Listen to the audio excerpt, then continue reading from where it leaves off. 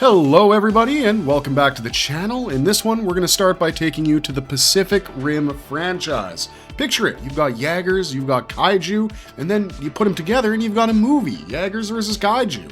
But when I mentioned this matchup, I bet that most of you immediately thought of Gypsy Danger, and who could blame you? In fact, why wouldn't you? Gypsy Danger is the face of the whole Pacific Rim franchise, as well as the poster boy of the war. However, after conducting some research into the Pan-Pacific Defense Corps, or simply the PPDC, we've discovered that Gypsy Danger isn't the absolute best of the best when it comes to Jaegers.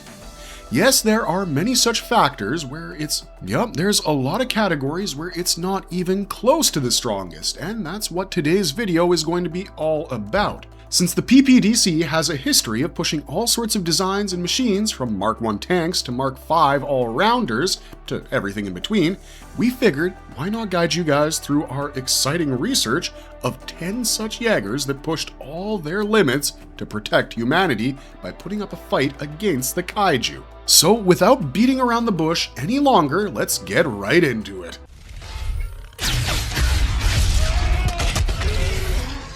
Striker Eureka.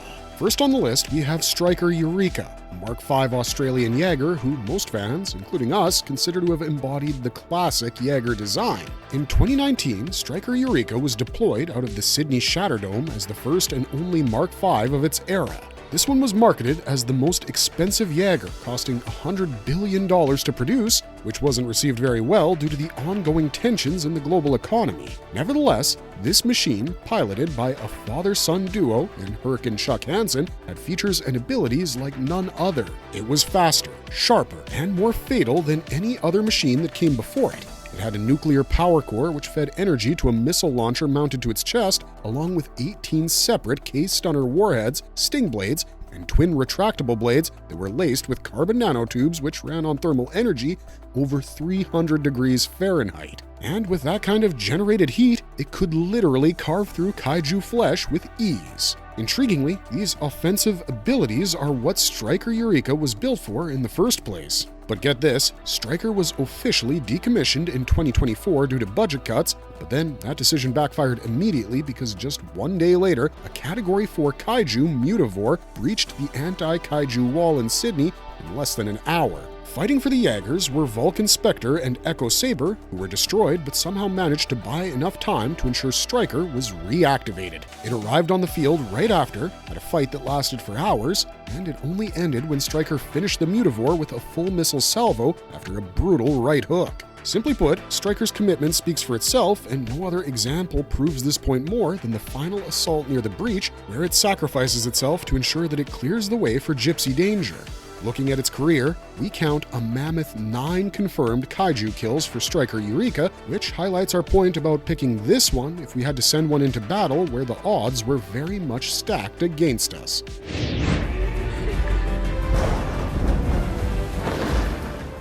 Gypsy Avenger.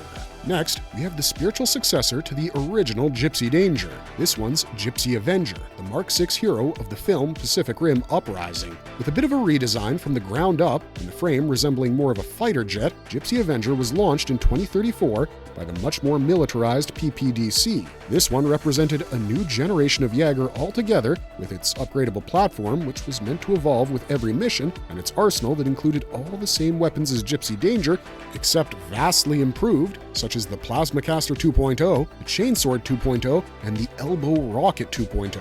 But there was one particular weapon that Avenger wielded which was our personal favorite. We're talking about the Gravity Sling, and it was so unique and also lethal during battle because it could literally disturb the whole gravitational field around any object, which allowed the Jaeger to pick up debris or even entire buildings to throw them at Kaiju. Ridiculous, am I right? But the Avenger's features don't stop there.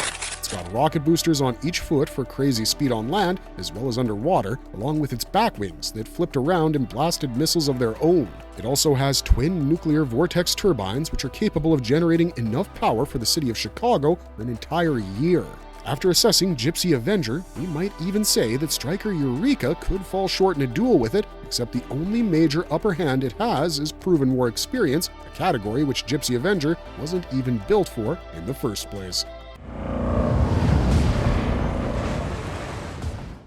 Obsidian Fury. The unintentional hero, Obsidian Fury, is the next on our list. This is a rogue Jaeger that we saw in Uprising that's actually a Kaiju Jaeger hybrid that was built in secret. Let me explain. Obsidian Fury was created at Shao Industries with the company's CEO, Lowen Shao, knowing all about it. This was done by Newton Geisler, now taken over by the precursors, who used Kaiju DNA to synthesize blood and grow secondary Kaiju brains, which were then implanted into drone cores. One of the very first byproducts of this turned out to be Obsidian Fury. It had a design which was later seen as the blueprint for a whole fleet intended to replace human-piloted Jaegers. However, here's the twist. We learned that those drones were a trap meant to open numerous breaches which would have started a domino effect, only ending with humanity's destruction. And that's where Obsidian Fury's origins come from and why, as always, context is key. In terms of features, Fury wasn't a shy one. Obsidian chrome shielding, salvo launchers mounted on its shoulders, twin plasma-infused chainsaws, signal jammers, guns, and spikes along its arms, as well as a chest particle charger and clawed fingers. Talk about an arsenal that dominated PPDC Jaegers in its early encounters against them. These setbacks even forced Jaegers to upgrade their features and tactics just to keep up, because that's just how frightening it is when facing Obsidian Fury and its tech-advanced abilities, and it doesn't seem to matter even if you're a top-tier Jaeger in this universe. Saber Athena. Following the monster that was Obsidian Fury, we have the most elegantly agile Jaeger ever built in the form of Saber Athena. This Jaeger is a prime example of experimental construction. First, they decided to make the shift away from their usual heavy armor machines and decided to go for an ultralight frame for Saber Athena. That wasn't it though, as they also decided to go with a bright orange color compared to the usually darker and more stale shades of the PPDC Jaegers. That ultralight frame we mentioned? It was this that resulted in the agility that Saber Athena is so well known for, with her speed and swiftness causing destruction across the battlefield. She moved like a martial artist, with high jumps, acrobatic feats, flips, and obviously her strikes, which were often dealt with little to no defense, mainly due to, you guessed it, its speed. Along with that, the Jaeger came with little propulsion jets in its arms and legs, which only underlined and boosted those very same traits. Its primary set of weapons were a pair of ionic twin blades and some sword-like weapons mounted on its back, capable of combining into an even bigger blade. In a battle scenario, Saber Athena can do a whole lot of damage, and putting aside its durability due to its light armor, it's a fact that all Jaegers have specific roles to perform, and no one happens to be as elegant and lethal as Saber Athena. Gypsy Danger. I know you've been waiting for this one, so here's our poster boy, Gypsy Danger itself. This is a Mark III Jaeger, and more importantly, the leading machine of the first Pacific Rim movie. Danger, which was launched years before Striker Eureka, is seen as an older model in a way that's acknowledged by everyone, and one that has a major character arc during the washed-up phase of its life. It's kind of like the Lightning McQueen of Pacific Rim, but with Danger, it's a fact that this World War II fighter jet-looking machine, much like a Vought F4U Corsair, has a legacy so profound which ensures its immortality. And the flowers for that should mainly be given to its pilots, Rayleigh and Yancey Beckett, and later on, Rayleigh, along with Mako Mori. Gypsy Danger symbolized defiance, and when you look into its features, you'd agree too.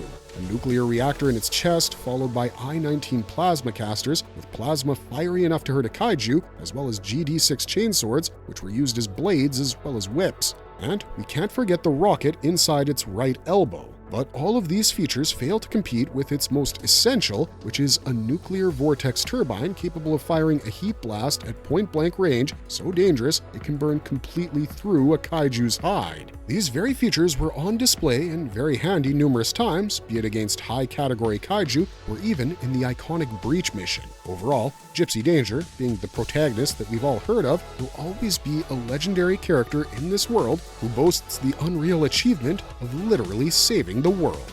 Atlas Destroyer.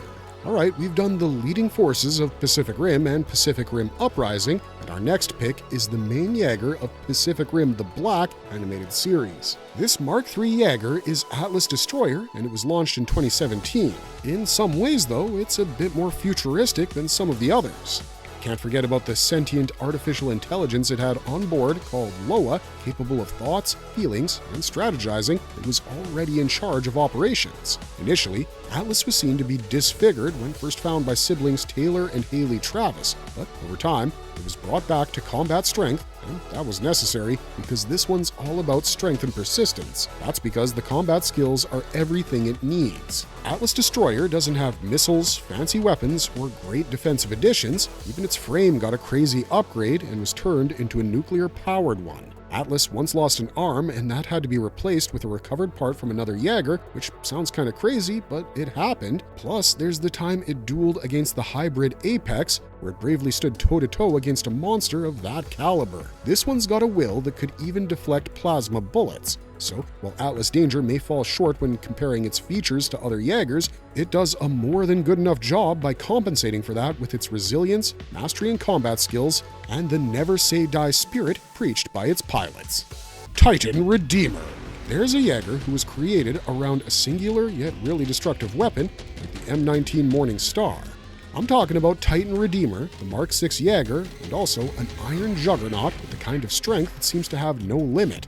Built in Seoul, it's nearly 60 feet in diameter and has a super dense liquid metal core, which allowed it extra impact, along with hundreds of spikes within it that flared out when Titan wanted to tear through an opponent. Then, there were also cannons mounted in its arms and an EMP mist grenade that was capable of disrupting electrical signals. All in all, Titan Redeemer was a brutal force to reckon with, even when you compare the lethality with other Jaegers, and maybe, don't look at its mobility too much. In Pacific Rim Uprising, we saw Titan Redeemer come face to face with a Kaiju, and it ended up tearing it apart with bone-crushing strikes. That scene really stuck with us, and it's one of the best examples for why we believe in picking a brute force like Titan on your side for any battle. Guardian Bravo.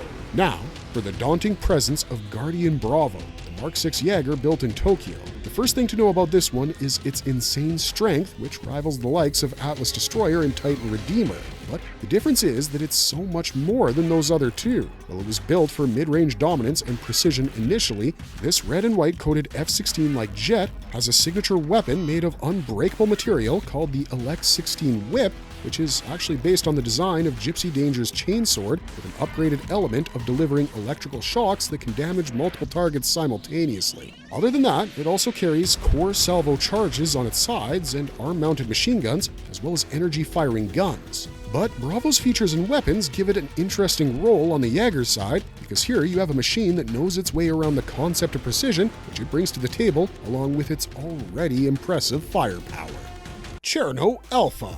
Following Guardian Bravo, we're going to add Cherno Alpha, the Mark I Russian Jaeger launched on the 25th of December 2015. This happened to be the last of the Mark I series, which was still active until 2025 before their eventual destruction. But this machine, piloted by married couple Sasha and Alexis Kadanovsky, had a really classical Russian look to it, with its design reminiscent of brutalist architecture, along with a cylindrical head. It also happened to have the thickest armor, which only boosted its defensive prowess, considering that, under its watch, the Serbian anti-Kaiju wall wasn't breached for 6 whole years. The machine's arms had rolls of nickel cylinders to bolster punches, and Z14 fists which were powered by Tesla cells to deliver up to 415 kilovolts of electricity into a Kaiju, usually done by smashing both fists against the sides of the monster's head. But even before the battle began, there would be taunting from Cherno Alpha's side as it would smash its fists against each other. It went on to have a legacy to remember by being the embodiment of pure endurance, and its demise only came when it came across Otachi and Leatherback in Hong Kong. In fact, its toughness is a common element among Russian Rangers, and when they say that Russian Rangers fight to win or die trying, they're absolutely correct. Crimson Typhoon. Finally, we've reached the last entrant on our list, and it just had to be Crimson Typhoon. This Mark IV Chinese Jaeger, launched on August 22, 2018, built in Changzhou, was the only 3-armed Jaeger ever, and it was masterfully piloted by the Wei Tang triplets, Xiang, Jin, and Hu.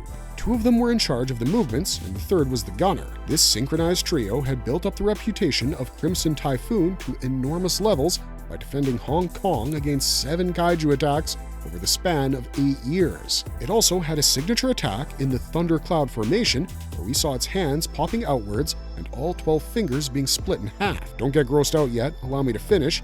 Those 12 fingers then rotate into 12 saw blades, and those were capable of cutting through the hide of a kaiju with ease. Crimson Typhoon also had an IB-22 plasma caster, 3 times more lethal than the one Gypsy Danger had, even though it was quite slow with its charging.